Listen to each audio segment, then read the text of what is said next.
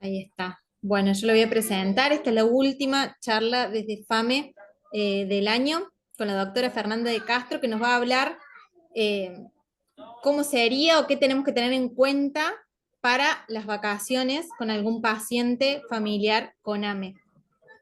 La dejo a usted, Doc, para que Vale, arranque nomás.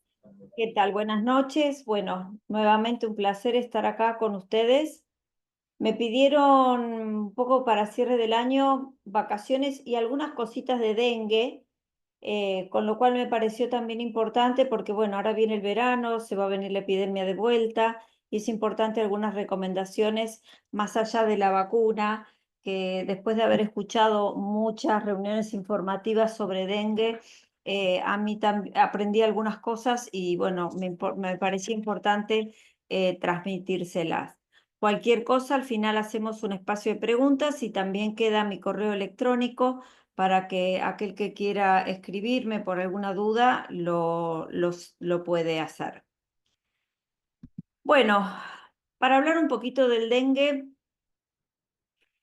digamos, no les voy a decir nada que no sepan, pero hay algunas recomendaciones en particular que me parece importante remarcar y decirlas.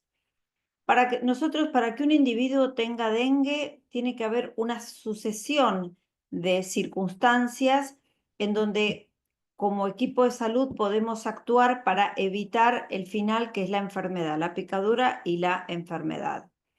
Hay reservorios naturales de las larvas de este virus, del dengue, ¿sí? Que se reproducen, perdón, de las larvas del mosquito, que se reproducen en sitios que sí podemos remover, como ya sabemos, que son aguas estancadas, floreros, recipientes del agua del perro, baldes, cubiertas. Ahí el mosquito se reproduce, el mosquito Aedes aegypti, que es que cuando está estando infectado, porque picó algún individuo infectado, el mosquito ya tiene el virus del dengue encima, entonces lo transmite en la próxima picadura. Y ahí se perpetúa el ciclo, digamos. El mosquito se reproduce, sale a andar por la vida, pica a alguna persona infectada, ese mosquito infectado pica a otra persona y así sucesivamente.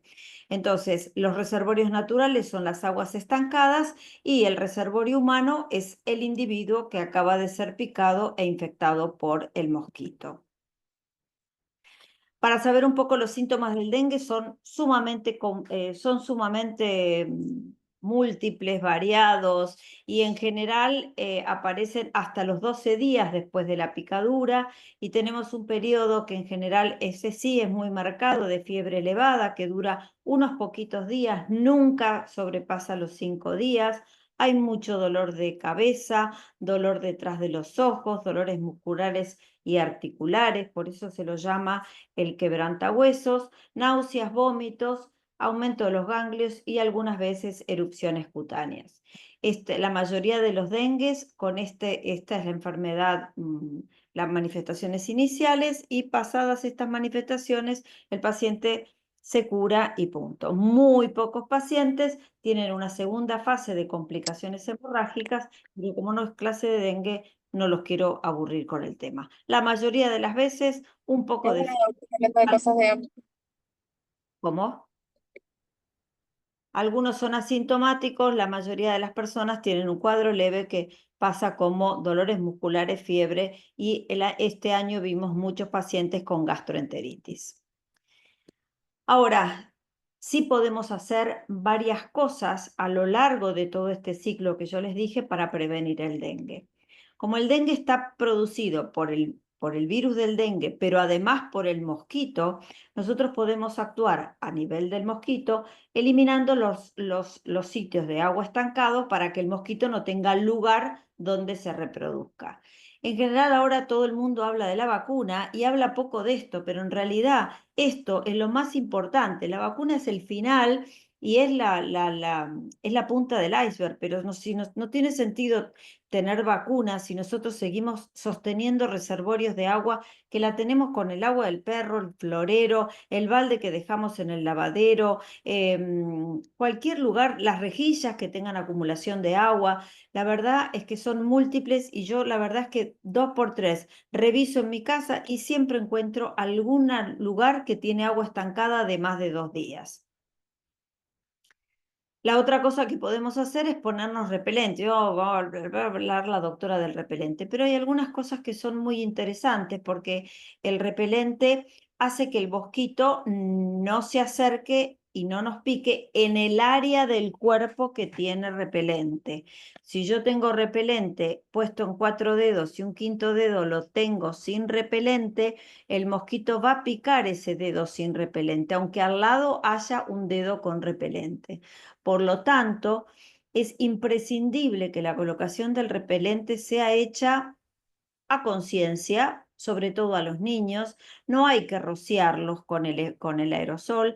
Los papás tienen que ponerse el repelente en las manos, por eso se dice que en general es mejor la crema, y untar a los niños todo, excepto los ojos, las bocas, las manos, adentro del oído, porque hay gente que le ha puesto el spray adentro del oído y en las heridas. El repelente no mata al insecto, lo mantiene alejado de las zonas donde se aplica el mismo.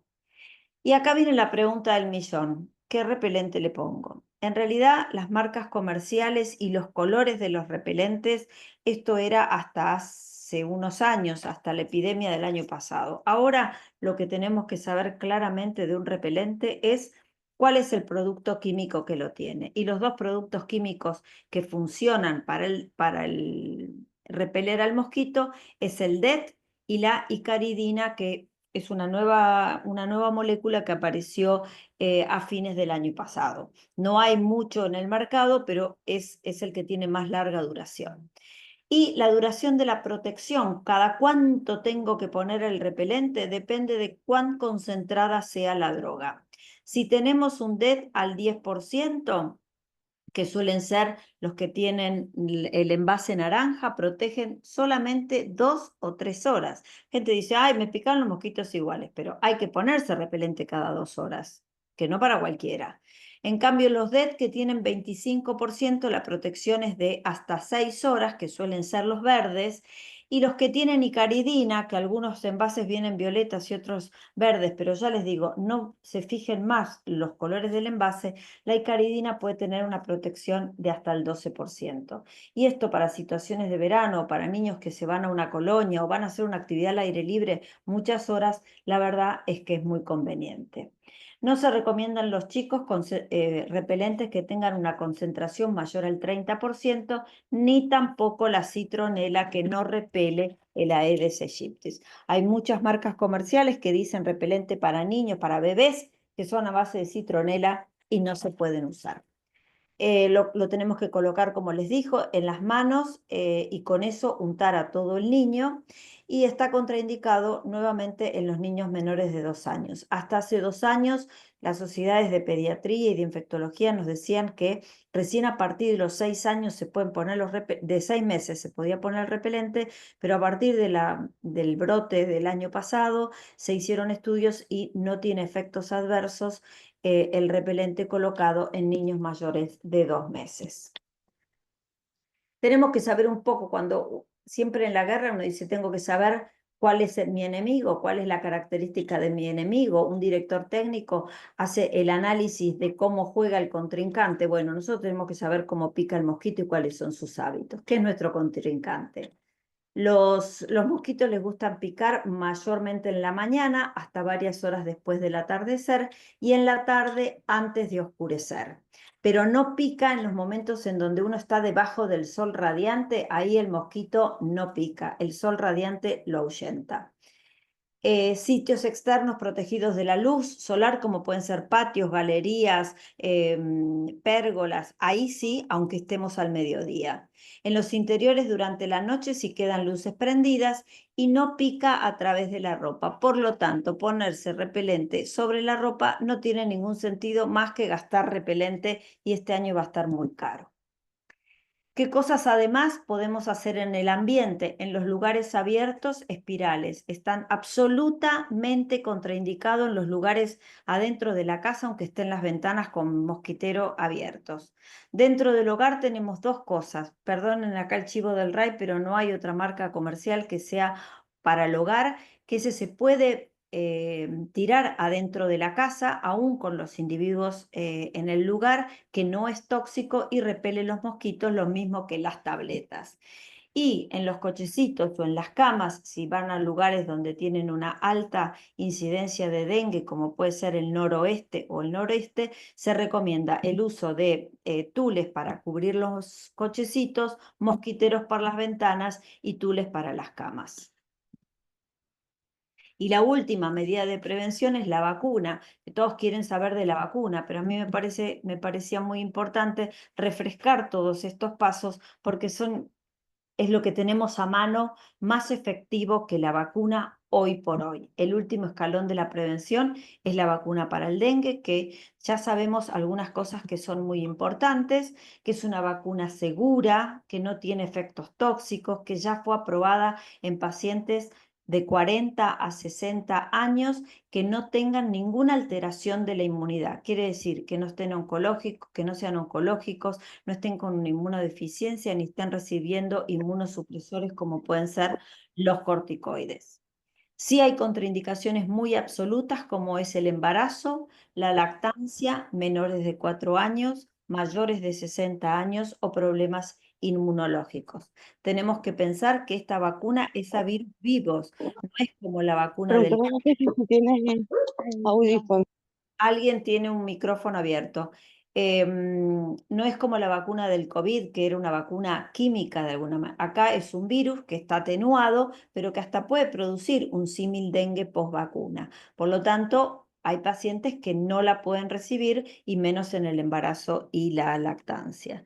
La indicación de la vacuna es de 2 dosis separadas por 90 días. Y si recibió otra vacuna, porque el chico tiene 5 años, recibió la vacuna o la vacuna de los 5 años y los papás quieren vacunarlos, tienen que esperar por lo menos un mes para la aplicación de la vacuna. Y si el individuo tiene dengue, para aplicarse la vacuna tiene que esperar 6 meses para vacunarse, porque el dengue produce una serie de anticuerpos en defensa del dengue y si yo en ese periodo pongo la vacuna, se va a inactivar por los propios anticuerpos que está produciendo el individuo. Y estas son las recomendaciones o las conclusiones a las que llegamos a la fecha, porque hay muchos estudios que se están haciendo todavía con poblaciones más amplias de pacientes vacunados y que seguramente entre este año y el año que viene vamos a tener más información.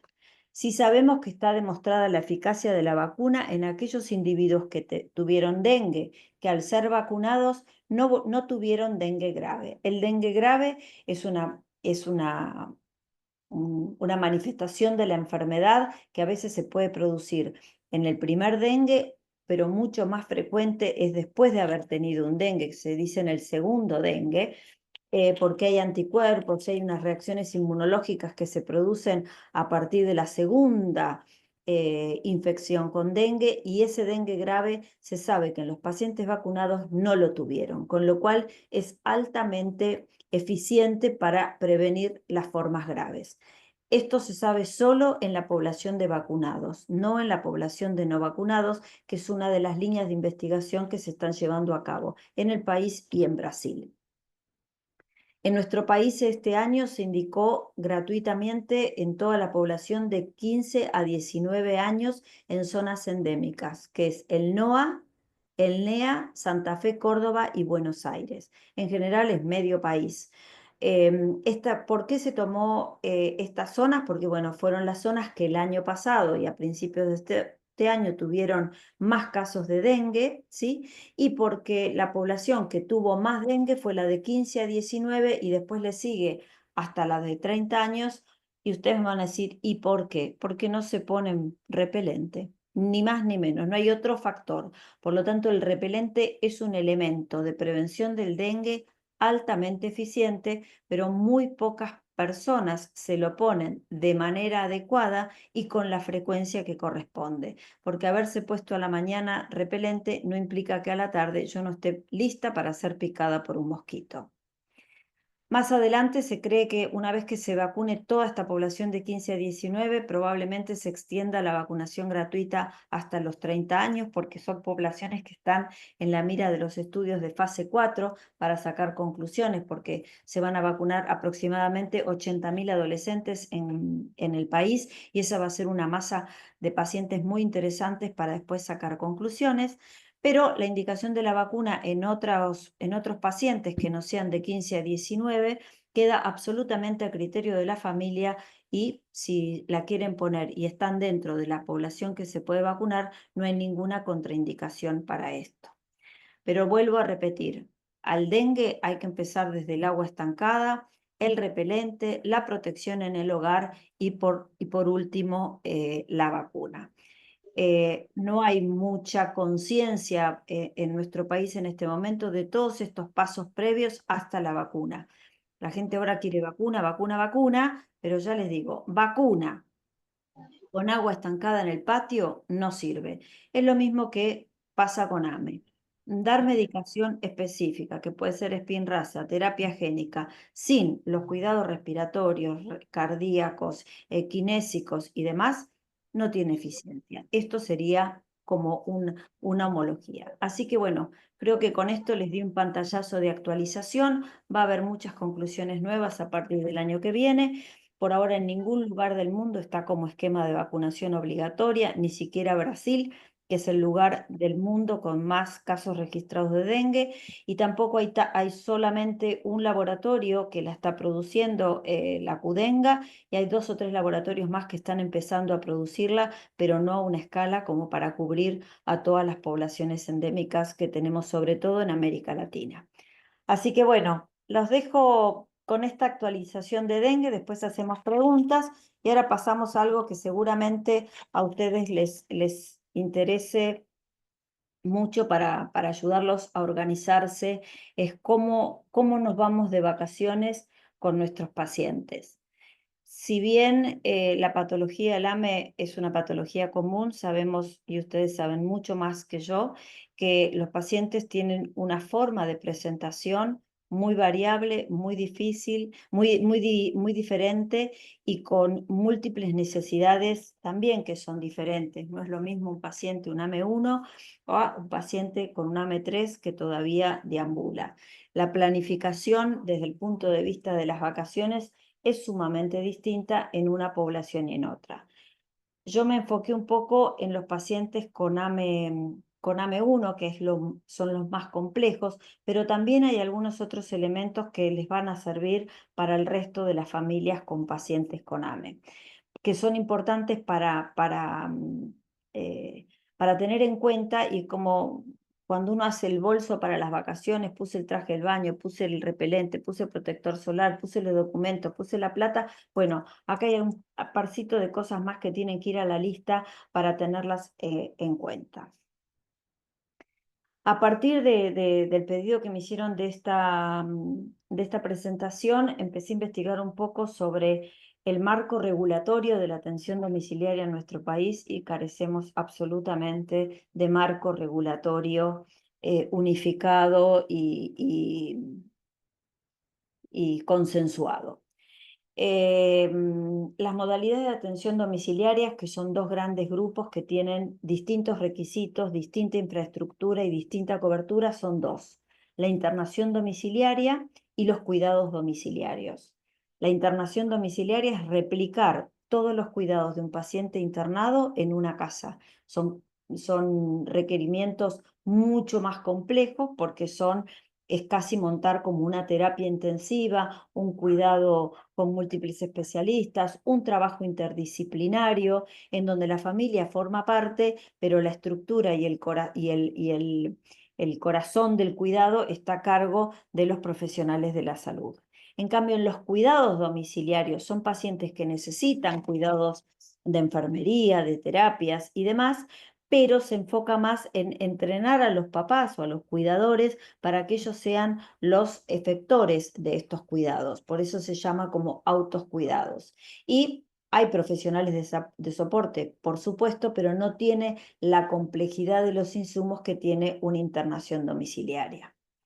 En nuestro país, esto se reglamentó en el año 2002, hubo una resolución, no está ni siquiera reglamentada, en donde se habla de la importancia de la internación domiciliaria, los beneficios de que un paciente esté en su casa, que reciba todo lo que necesita fuera del marco de un hospital, que el estar en su casa tenga menos riesgo de tener infecciones respiratorias, complicaciones propias de la internación, baja los costos, la familia está mucho más a gusto y mucho más ayornada en su casa que en un área de internación. Eso no requiere de muchas luces para darnos cuenta que tiene sus ventajas, pero tiene grandes desventajas, es que entramos como muchas veces en un agujero negro de qué es lo que corresponde a una internación domiciliaria, qué es lo que no corresponde, qué es lo que cubre la obra social, qué es lo que no cubre la prepaga u obra social, y eso es lo que no está regulado. Me puse a buscar para arriba, para abajo, para los costados, adentro y afuera, y encontré muy pocas cosas. Sabemos que sí es una normativa nacional que está dentro del plan médico obligatorio, con lo cual todas las obras sociales y las prepagas lo tienen que cumplir. Ahora, ¿cómo lo tienen que cumplir? ¿Cuáles son las prestaciones mínimas? No están reglamentadas. Me metí en el Ministerio de Salud de la Nación, dije, bueno, ya que hay una resolución nacional de donde que se aprueba la internación domiciliaria, ¿qué nos dice el Ministerio de Salud de la Nación? Nada, lineamientos vagos, los últimos hace 11 años, con lo cual dije, esto no tiene ningún sentido. Faltan normativas que le den marco al alcance. Yo digo, bueno, tiene que tener enfermería, tiene que tener insumos, tiene que tener, bueno, ¿cuántos insumos? La provisión del 100% de los insumos, la provisión del 100% de los descartables, no sabemos. Ahí depende de la cobertura del gestor de salud, que sea el que tiene que brindar el servicio, de la presión de la familia y muchas veces de la judicialización de este pedido. Hay un déficit de definición de cuál es el domicilio real del paciente con internación domiciliaria. Esto me lo han preguntado muchas veces papás con pacientes con condiciones crónicas que, que la obra social les dice, si el niño va a la escuela, la enfermera no va porque el domicilio es donde el niño duerme. Y legalmente esto no es así, el domicilio es donde el niño está. Pero ahí tenemos un gris, porque uno puede decir, ¿es el domicilio legal o es el domicilio civil donde reside la familia y está en el documento? No lo sabemos, no está reglamentado. Un grupo Hay alguien que está con el micrófono abierto. Las abogadas que participaron en la reunión anual de FAME cuando viajamos, me acerqué posteriormente a la charla de ellas a hablar con esto, y uno puede argumentar claramente que desde el punto de vista legal el domicilio y la internación tiene que cubrirla donde esté el niño, sea en la escuela, sea en un ámbito terapéutico, porque la enfermera va a donde va la terapia el niño, o sea en un lugar vacacional. Esto es mucho más complejo para pelearla con una obra social, pero a partir de este año, algunas obras sociales y prepagas que no permiten que el grupo de Buenos Aires, por ejemplo, se traslada con el niño y la familia, activan internación domiciliaria en el lugar de la vacación. Por ejemplo, ustedes se van a Mar del Plata, se corta la internación domiciliaria en Buenos Aires y se activa una internación domiciliaria cuando ustedes llegan al lugar. Ya sé lo que me van a decir. Si cuesta tener todos los insumos y el personal conocido en un lugar, ni pensar que por 15 días vamos a activar gente que no conocemos, que desconocemos, que por ahí es insuficiente. Todo lo que me digan van a tener razón. Pero bueno, es un nuevo recurso que ante la negativa de las obras sociales de trasladar el equipo de Buenos Aires, como la normativa de la internación domiciliaria es en todo el territorio de nuestro país, bien pueden activar una internación domiciliaria local. También me van a decir, bueno, pero nosotros queremos irnos de vacaciones y queremos descansar de la internación domiciliaria, lo cual también es comprensible, pero también es cierto que los cuidadores, mamá, papá, abuelos, también tienen que descansar en algún momento. Y a veces las vacaciones, si ustedes asumen el 100% del cuidado de los niños, pasan a ser un periodo de mucho más desgaste que lo habitual que en Buenos Aires pueden estar cubiertos por la enfermería. Con lo cual les planteo estas incertidumbres, estos agujeros negros que no están resueltos, pero que bueno, a partir de poder hablarlos, visibilizarlos, seguramente iremos encontrando junto con las sociedades científicas, las sociedades de padres y los abogados que trabajan en discapacidad, ir encontrándole la vuelta para que los pacientes tengan la cobertura adecuada en el lugar donde la familia decide que estén. Y bueno, este es el punto que le decía, el traslado del personal propio de la internación domiciliaria del paciente al lugar de la vacación versus la activación de otro equipo de internación domiciliaria local. Y el argumento es que nuestro país tiene una normativa que la internación domiciliaria abarca todo el territorio de la República Argentina. Entonces, si OSECAC no quiere trasladar el equipo de Buenos Aires y ustedes se van a San Bernardo, en San Bernardo tendrán que activar una internación domiciliaria. Esto es todo lo que yo les puedo decir, por lo menos dentro del marco teórico.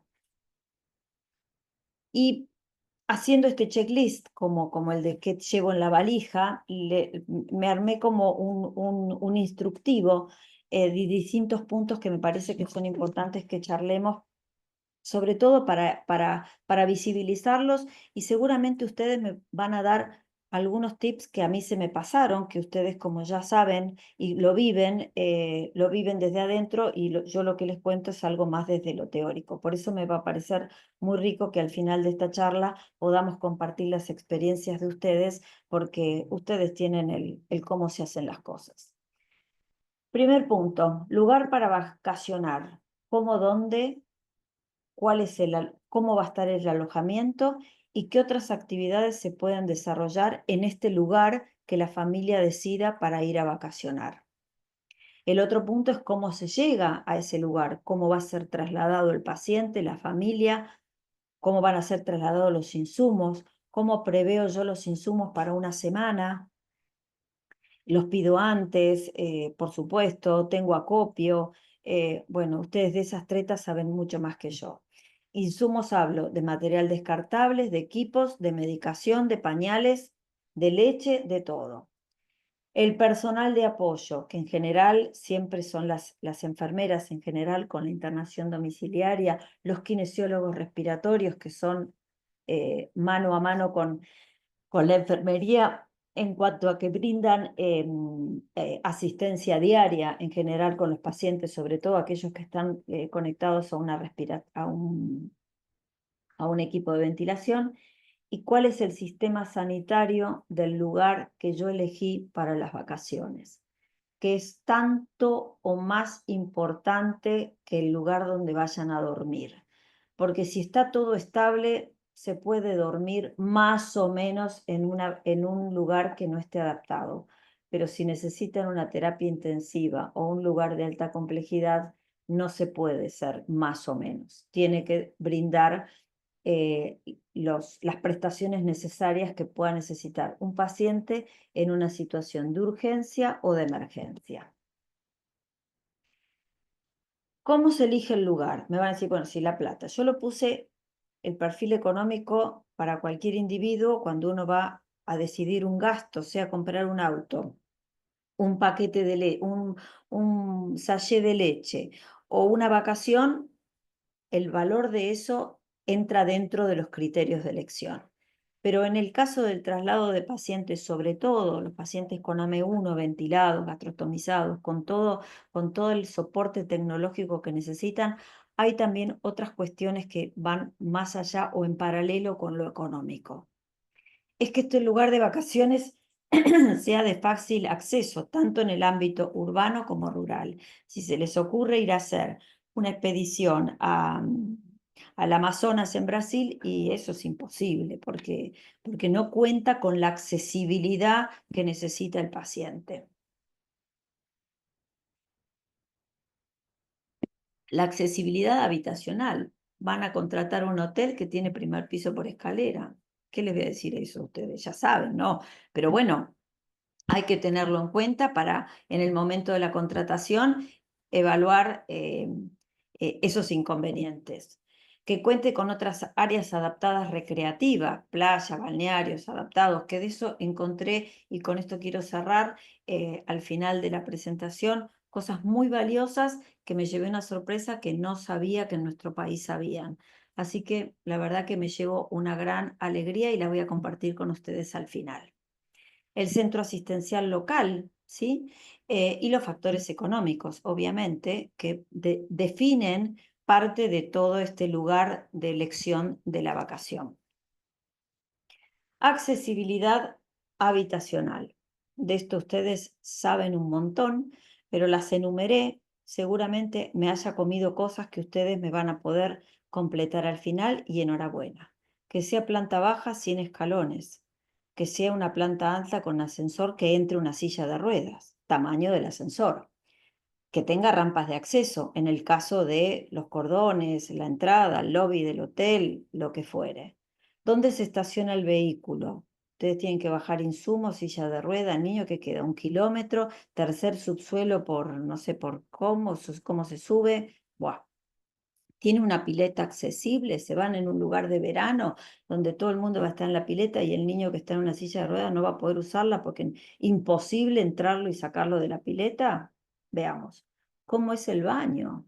¿Va a poder entrar al baño? Porque uno puede, van a un lugar, una tarde, un día, bueno, nos arreglamos con cualquier baño, pero una semana con un baño no accesible es muy poco, es muy incómodo, y además ustedes tienen que buscar algo que no les complique más la vida, porque si no, para eso se quedan en su casa. Y los espacios para giro de las sillas de rueda, porque si el niño entra y después tiene que salir marcha atrás, no siempre eso es posible. Entonces me puse a buscar alojamientos accesibles en la Argentina, en las plataformas Booking y Airbnb, a ver qué había. Me llevé algunas sorpresas y otras desilusiones importantes. Airbnb tiene una reglamentación, Airbnb es irlandesa, tiene una reglamentación muy estricta para dar de alta un alojamiento accesible y cuenta con casi todos los ítems, pero eso hace que sea muy restrictivo y haya muy pocos alojamientos Airbnb con accesibilidad. Booking es mucho más flexible, pero menos eficiente, porque yo puse para este verano, una semana, provincia de Buenos Aires, ¿sí? Con accesibilidad, encontré 2.112 alojamientos adaptados. Le meto filtros a la adaptación y ahí empezamos. Que sean accesibles toda la unidad, de 2.112 pasé a 306. Y de 306 le puse baño adaptado, llegué a 8 alojamientos. De 2.112 filtré solo 8 alojamientos que sean toda la unidad accesible y que tenga un baño adaptado. No puse más filtros porque si no me iba a encontrar con 0 y les quería presentar algo. Pero bueno, esto también nos habla de las cuentas, una vez más, que nosotros no tenemos ni políticas públicas ni visibilidad social de que los pacientes con necesidades especiales de atención y de salud y de vivienda no están incorporados ni están visibles dentro de la población general. Con lo cual yo dije, esto es un claro ejemplo de lo inaccesible, que ustedes ya saben, las veredas no se puede circular, no hay medio de transporte para subir con sillas de ruedas, los ascensores no funcionan en el subte, bueno, todo lo que ustedes ya saben. Y acá mandé, esto es un baño de un alojamiento de la costa de nuestro país, que por lo menos tiene un inodoro elevado, tiene las barandas, no tenía espejo y no tenía silla higiénica para la ducha, pero bueno, por lo menos tenía un inodoro y barandas, con lo cual ya esto es un poco del problema, de la solución del problema.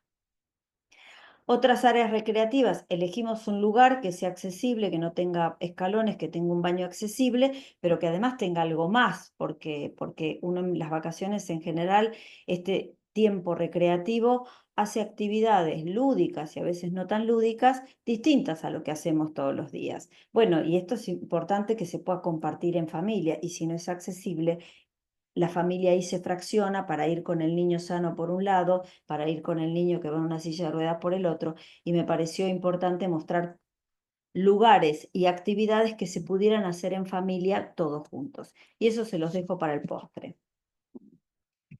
Bueno, ya tenemos el lugar elegido por factores de accesibilidad, de comodidad, de que tiene un centro asistencial cerca, de que económicamente me cerró. Ahora, ¿cómo lo llevo? ¿Cómo nos vamos? ¿Cómo nos vamos hasta ahí? ¿Cómo nos vamos?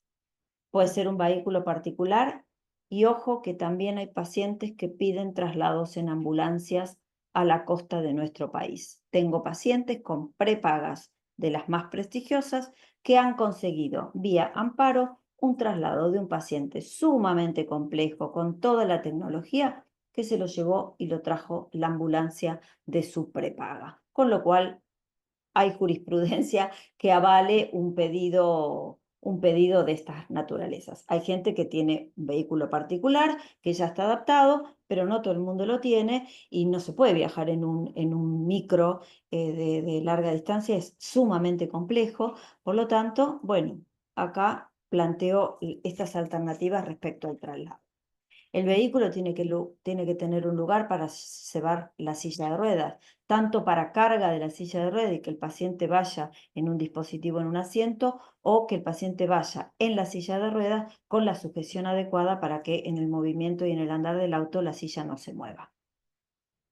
El auto tiene que tener, si ustedes tienen baterías, pero tiene que tener enchufes para poder tener las baterías del BiPAP y de la aspiración. En el caso de que la necesiten, tiene que tener el suministro de energía suficiente para que esos dispositivos estén conectados. Y un lugar para el acompañante, porque si llevo la Kangoo y la tapo con cosas y no me queda lugar para la persona que lo tiene que asistir al paciente, estamos en... Parece muy obvio, pero bueno, me pareció importante ponerlo porque no es un hecho menor que esté el conductor, que tenga lugar el acompañante y que tenga un lugar seguro y de sujeción el paciente que va en una silla de ruedas. Encontré, que seguramente ustedes sabían, yo lo desconocía, hay un montón de empresas que hacen traslados y algunos están cubiertos por la prepaga, que no es la ambulancia de la obra social, sino, y acá les dejo un link donde ofrecen servicios de traslados complejos, en este caso la rampa, para que el paciente vaya en su silla de ruedas, no se salga de la silla de ruedas y la silla de ruedas vaya bien sujeta en el transporte. Y acá viene el otro método de transporte complejo, que es el avión, porque tiene algunas vicisitudes aparte. A través del certificado de discapacidad se puede pedir traslados en avión cuando desde un domicilio tienen que hacerse consultas médicas a Buenos Aires y el paciente no puede estar 12 horas por ahí desde Salta o desde Jujuy o desde Tierra del Fuego en un transporte terrestre. No tengo tan claro si uno justifica que la familia se va de vacaciones y el paciente no puede estar 14 horas en una ruta, si la cobertura médica paga un pasaje en avión para traslado para unas vacaciones. No lo sé, y me estimo que esto es una prestación de mucha mucho más compleja, que no creo que la provean porque no se proveen cosas de menor complejidad. Características que hay que tener en cuenta si ustedes deciden viajar en avión. El paciente tiene que estar sujeto adecuadamente y las aerolíneas tienen muchas reglamentaciones respecto a esto. Y cada aerolínea tiene su modalidad, por lo tanto siempre hay que mirar las condiciones de la aerolínea. Cómo tiene que ser el asiento donde se siente el paciente, si puede ser la silla en la butaca del avión o tiene que ir en un medio de sujeción como si se transportara en un auto, cómo tiene que ser la pechera de sujeción, cuál es el arnés y cómo tiene que ser el control de cuello. Estas son, las ortopedias tienen todos estos insumos, pero hay que ver con la aerolínea cuál es la reglamentación para cada aerolínea. En el caso de que el paciente use BiPAP tanto en el sueño como durante las 24 horas, esto sí o sí se tiene que charlar con neumonología. ¿Por qué? Porque ustedes saben que los aviones tienen una presión diferente porque están despresurizados, las cabinas están despresurizadas, entonces las presiones que se manejan en tierra o en el domicilio con un equipo, tanto con la máquina de la tos como con el equipo de ventilación, no son las mismas que las que se tienen que manejar adentro de una cabina de vuelo, y esto las tienen que ajustar con el neumonólogo. Lo mismo que si el paciente, en general los pacientes con atrofia espinal no necesitan oxígeno porque tienen los pulmones sanos, pero en algunas circunstancias, si la presión es muy baja dentro de la cabina, pueden necesitar un soporte de oxígeno, y ustedes saben que ustedes no pueden ir con un tubo de oxígeno, no se puede subir un tubo de oxígeno común a una aeronave porque es como una batería de litio, puede explotar el avión por el aire, y los tubos de oxígeno que se transportan dentro de un avión tienen que ser provistos por la aerolínea porque tienen unas características técnicas que hacen que no exploten en el aire.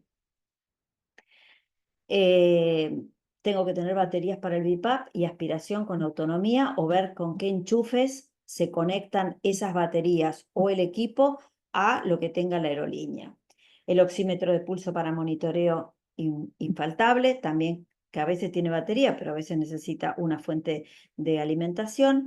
Las bombas de alimentación, en el caso de viajes prolongados en avión, son un problema porque la presión de adentro de la cabina hace que no gotee que no gotee igual las bombas de infusión de alimentación en el caso de los pacientes con gastrostomías, con lo cual esto hay que llevarlo a cada paciente en particular, pero es un dato más que en este checklist que les estoy haciendo de cosas a considerar me pareció importante enumerar.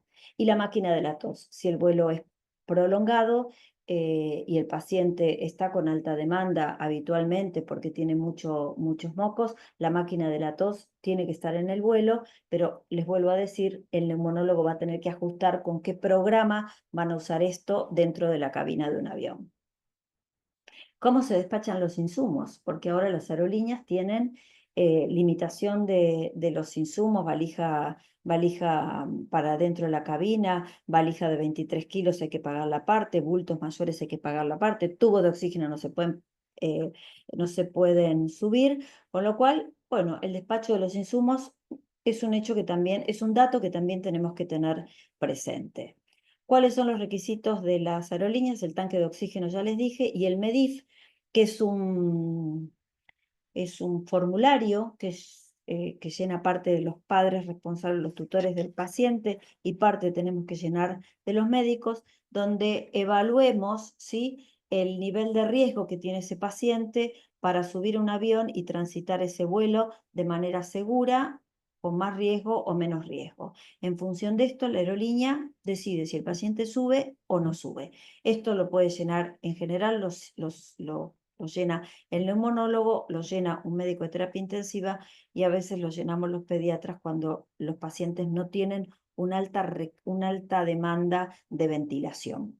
Pero todo paciente que tiene condiciones especiales de traslado, aunque sea solo motoras, debería llenarse el MEDIF.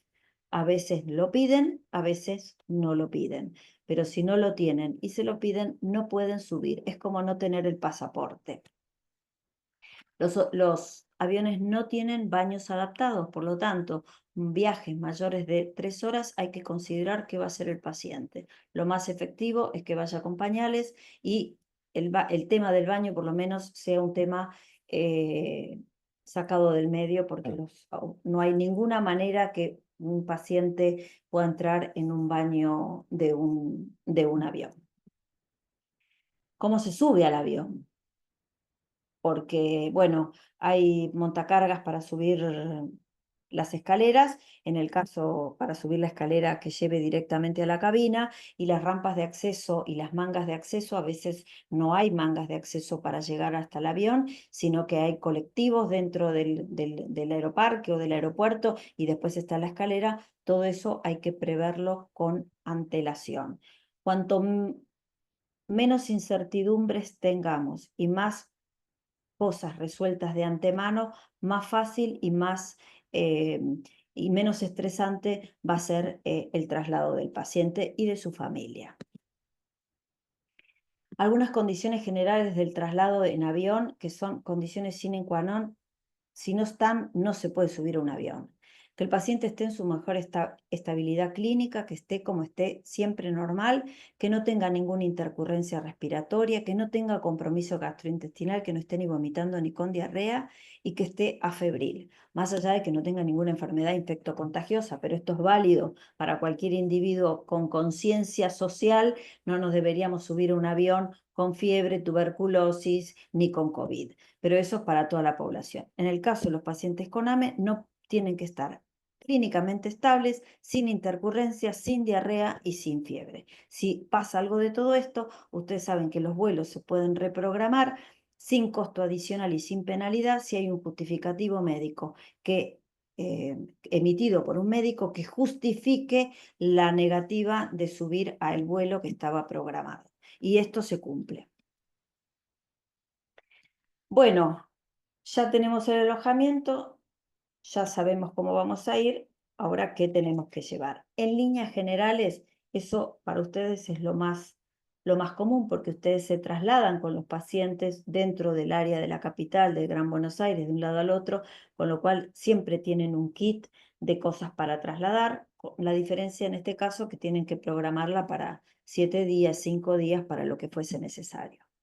Muchas veces me han bueno, el BiPAP, obviamente, la máquina de la tos, las bombas de infusión, cánulas de traqueostomía, todo el set de traqueostomía, la medicación, la leche, el material descartable que van a necesitar, el agua destilada, las jeringas, la gasa, la silla de rueda, y me preguntan, ¿el bipedestador lo llevo?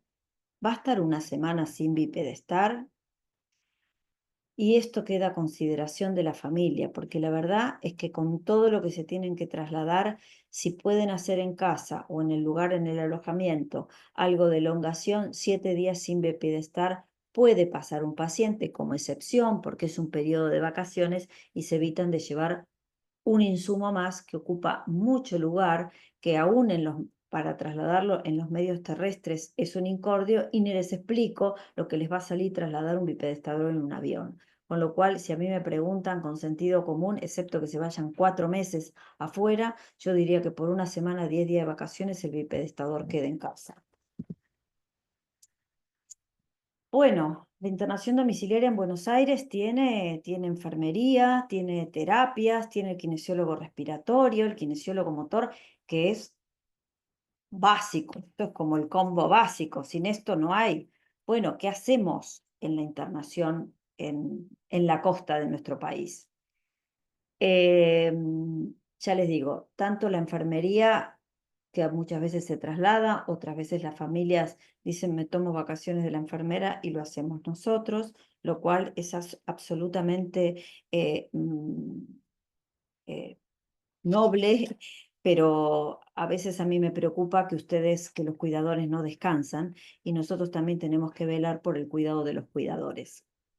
Las terapias respiratorias con la asistencia de la tos manual o con el aparato tienen que mantenerse, esas sí se tienen que mantener en las vacaciones, y conseguir kinesiólogos respiratorios por ahí en un ámbito vacacional es mucho más fácil que conseguir toda una asistencia domiciliaria. Y la kinesiología motora, si no hay kinesiólogo motor, se puede suplir con por lo menos de 7 días a hacer 6, con un plan familiar de elongación domiciliaria, se puede salvar esa prestación para no seguir generando cosas que compliquen más el periodo de vacaciones y todo lo que necesitan para llevarse. Sistema sanitario del lugar elegido.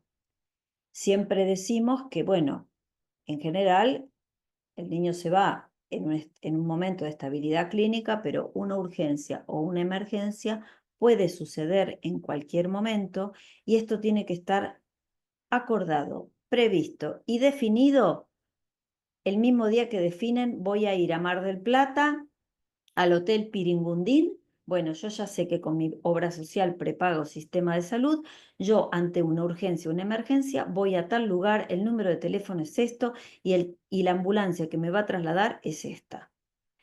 No hay en momentos de urgencia no se puede definir ninguna de esas cosas y es fundamental tenerlo claro desde el momento. El centro asistencial próximo lo tienen que averiguar con la cobertura médica que tienen. Consultas por urgencias de accesibilidad. Ustedes saben que a veces en la costa los pediatras están de lunes a viernes de 8 a 14, los fines de semana y los feriados no hay pediatra. Bueno, cada lugar tiene su particularidad y hay que saber con qué recursos se cuenta localmente y si yo necesito ese recurso y no está en el lugar donde estoy vacacionando, ¿dónde lo consigue? La urgencia es la fiebre, un catarro, un poco de moco, dolor de panza, una diarrea. Una emergencia, dificultad respiratoria, deshidratación, intolerancia oral es una emergencia. Eso requiere de una asistencia y de una internación. Bueno, ¿cuál es el lugar más cercano donde yo estoy parando que pueda cubrir una complejidad mediana o alta? ¿Cómo hago el traslado al centro asistencial? Porque los papás dicen, sí, lo cargo en el auto y lo llevo. Y a veces esto pone más en riesgo al paciente, a veces hay que esperar que venga una ambulancia, que venga un equipo que lo asista, que le coloque oxígeno, bigotera, lo que fuese, una vía y después trasladar al paciente. Los números de teléfono de emergencia de la cobertura médica del lugar. Si son viajes internacionales, por favor, tener bien en cuenta que la cobertura médica incluya la preexistencia, porque las coberturas médicas que se toman habitualmente para viajes internacionales cubren la urgencia de un paciente sano, no la complicación o una atelectasia o una neumonía de un paciente que está ventilado. Eso no lo cubren. Entonces, tienen que leer la letra chica de cuál es el alcance de la cobertura de las preexistencias. Las preexistencias son las condiciones crónicas que tiene el paciente con el que vive, no la intercurrencia de la fiebre.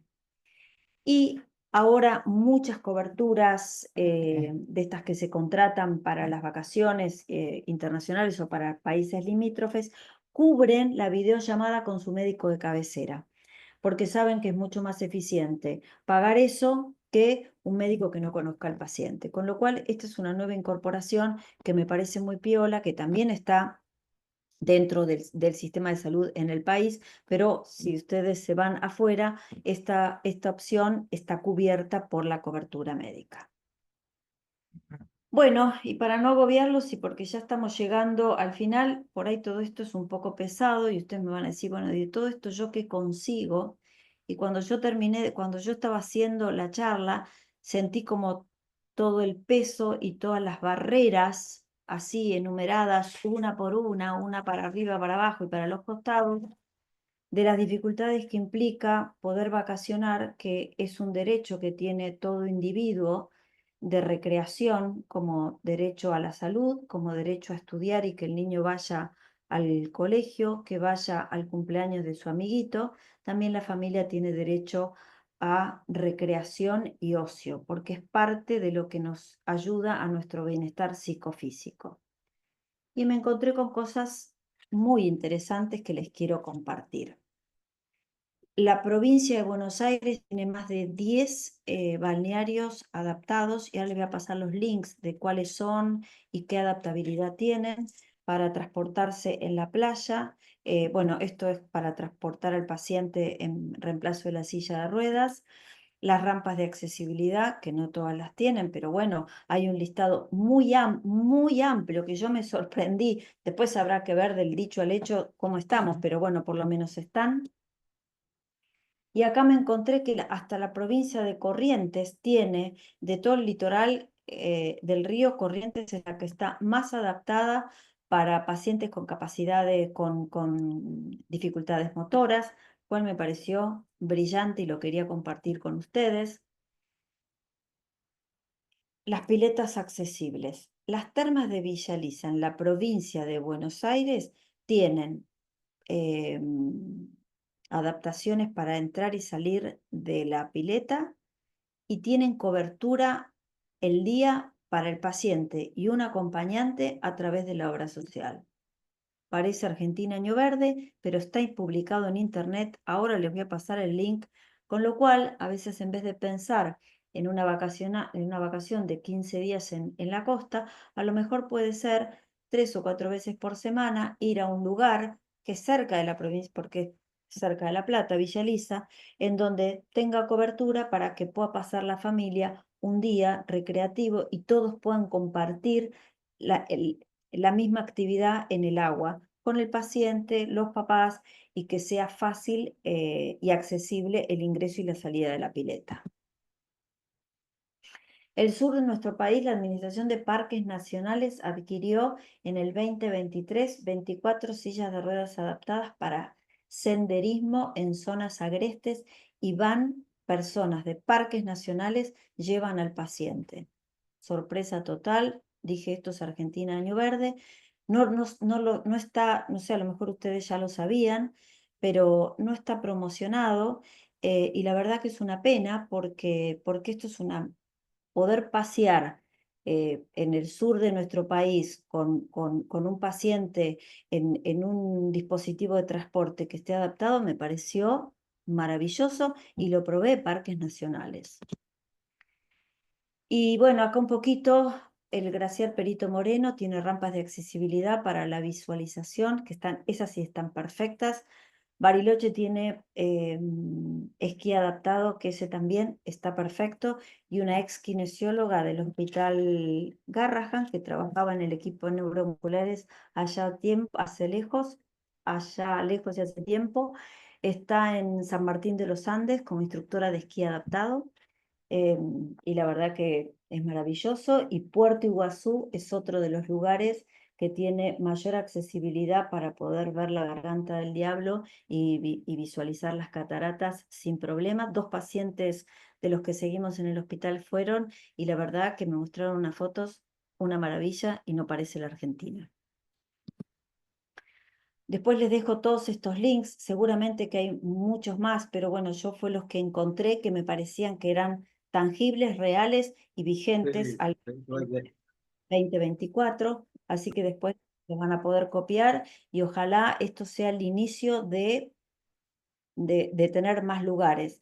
La provincia de Buenos Aires creó, acá les puse, un manual de accesibilidad turística a la provincia de Buenos Aires en el 2016, donde está todas las cosas que digamos, que debe cumplir un lugar vacacional para ser accesible y con las normativas para que los cumplan. Me pareció maravilloso y de ahí es que se empezaron a armar muchos de los balnearios con toda esta normativa.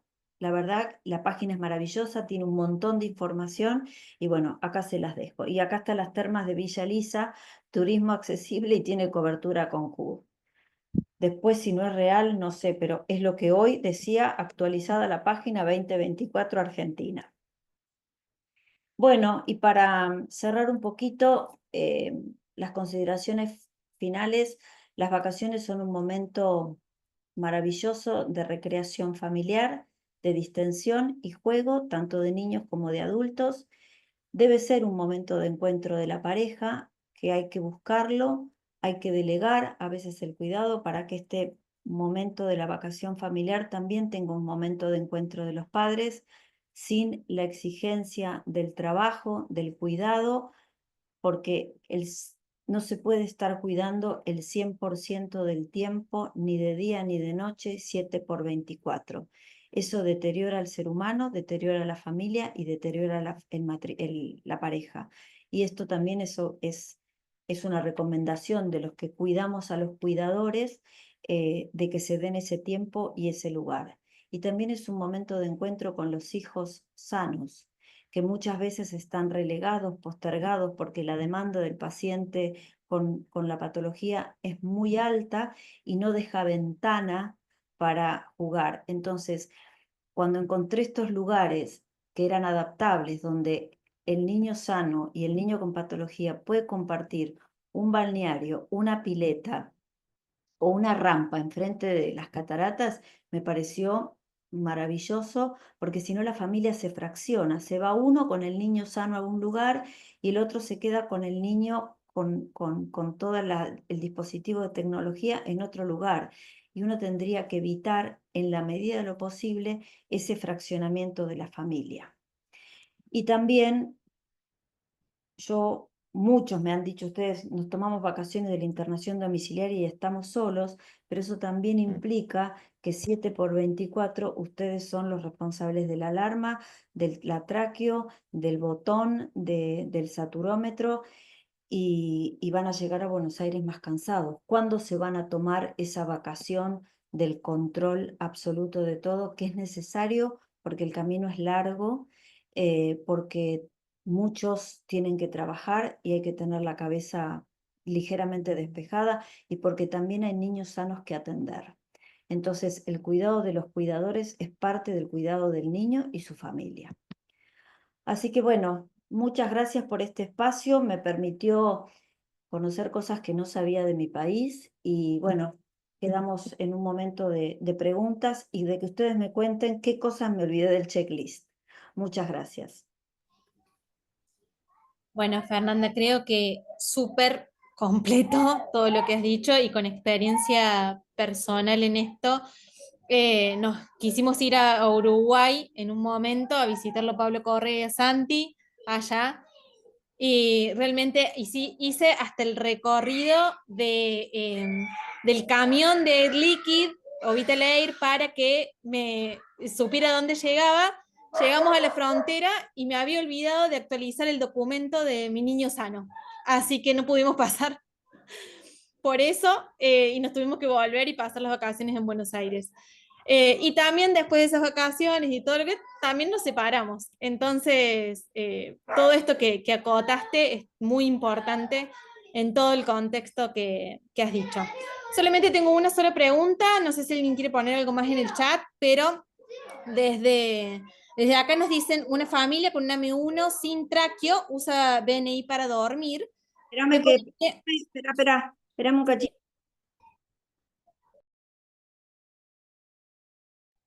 Sí, decime, se ha cortado un poquito.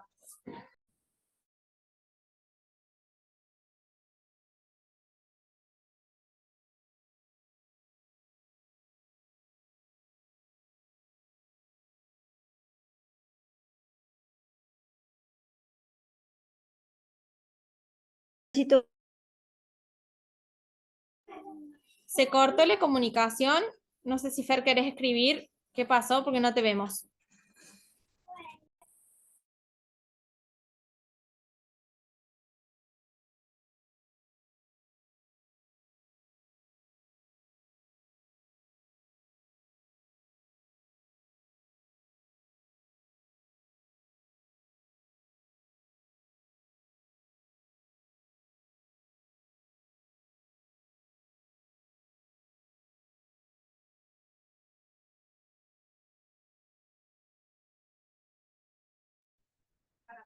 Lau, me parece que se cayó la con. Ahí está. Ay, menos mal, acá estamos. La estaba esperando que se vuelva a conectar. Ahí está. Bueno, le decía, una pregunta que tenemos es de una AMI1 sin tráqueo, usa BNI para dormir y se van de vacaciones a Brasil en auto. ¿Qué recomendaciones, además de hacer varias paradas para bajarla, acostarla y más, qué recomienda?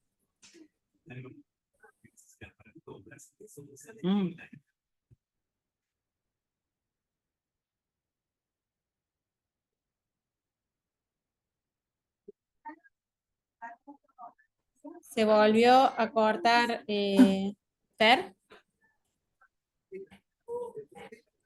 ¿Nos ves? Bueno, está bien. Mariel, estás con el La audio. plaqueta baja. Ay, perdón. Hola, Acá estamos firmes. ¿me escucha? Yo te escucho perfecto. Bien, ¿Ustedes? sí, ahora sí. ¿Y la pregunta la escuchó? No. Ah, ahora entonces se la vuelvo a leer. Es un AM1 sin tráqueo se van a Brasil en auto, que le recomienda además de las paradas, de bajar y demás. Creo que varias de estas respuestas ha respondido, pero por las dudas, algo que queda afuera de un viaje tan largo. Y la verdad que esto no está escrito, pero es un viaje sumamente largo con un periodo de mucho calor, con lo cual las paradas son obligatorias y no sé si no habría que hacer un fraccionamiento del viaje con una parada nocturna o una parada para hacer un descanso de 8 horas por lo menos, por la fatiga que puede traer para el paciente, la falta de movilidad durante tanto tiempo, pero ahí ya queda a consideración de la familia, porque no tiene tráqueo, me dijiste, ¿no? Yo Sí, sin recomendaría hacer tráqueo. una parada en Misiones, que ya de Buenos Aires a Misiones ya es un pangote de tiempo, y después dormir en un hotel, descansar, reponerse y seguir el paso que le falta en otro segundo día.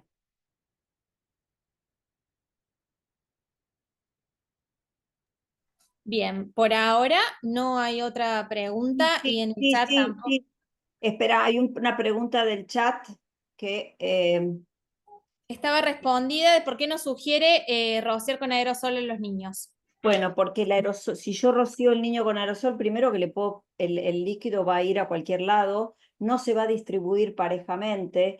Si tengo que poner en la cara, le voy a poner en los ojos, pero sobre todo porque va a quedar zonas con mucho repelente y zonas sin repelentes. Y lo que se necesita es que esté embadurnado, como enmantecado con el repelente de manera pareja. Porque si yo dejo un espacio de piel de 1 centímetro sin repelente, el mosquito puede picar perfectamente ese centímetro que no tiene repelente, aunque al lado, a los costados, esté con repelente. Bien, perfecto. ¿Les algo más querías agregar? Yo no, pero si hay alguien más. Bueno, desde Una ya cosita, que bueno, vayan, sí. Disculpe, nosotros las veces que nos vamos de vacaciones, una de las primeras cosas que hacemos es verificar que haya una terapia intensiva pediátrica, que la empresa que nos provee los equipos también esté en el lugar y tener un contacto por las dudas. Siempre llevamos el respi que Santi siempre usa, obviamente con él, y un respi de backup, obviamente seteado, que es el mismo que tenemos en casa, más la batería extra. Muchos cables, averiguar si en el lugar tienen grupo electrógeno y si no tienen, si podemos estacionar la camioneta cerca del lugar, como en un caso, tener dónde enchufar también los equipos, los 2 aspiradores, 2 saturómetros, tubo de oxígeno, bueno, más allá de todos los insumos básicos. Y a lo que es muy difícil encontrar, lamentablemente no lo encontramos en las rutas, no lo encontramos en ningún lado, es un lugar donde poder cambiarlo en la ruta. Entonces no nos queda otra que hacerlo en la misma camioneta. Pero sabemos que es algo muy difícil, sobre todo para los tipo 1 que utilizan pañales. No, y que ya son grandes, porque una cosa es un bebito y otra cosa ya es un chico grande de 20 kilos, maniobrarlo en el auto es muy complejo, pero sí, muy bien lo del equipo electrógeno porque, bueno, yo sabía que me iban a dar algún dato más que se me escapó del checklist. Gracias. Acá una pregunta más, es que si hay que esperar después de Spinraza para poner la vacuna del dengue. No tiene nada que ver, es como después de tomar un remedio, vos te podés vacunar. Lo único que hay que esperar son 6 meses después si tuviste dengue y si te aplicaste vacunas de otro tipo, esperar un mes, nada más. Bien. Acá dice, es importante, si uno contrata, es conectarse con el lugar para chequear todo lo que está en la lista. Sí, es un buen dato también que dice Mariel. Sí, Eh, obviamente, porque como yo digo, del dicho al hecho siempre hay un gran trecho y a veces lo que está publicado no es así. Bueno, doctora, desde FAME les agradecemos por siempre estar y las familias por conectarse. Acá queda Bueno, grabado. les deseo que terminen muy bien el año, que tengan un excelente arranque de 2025. Felicidades.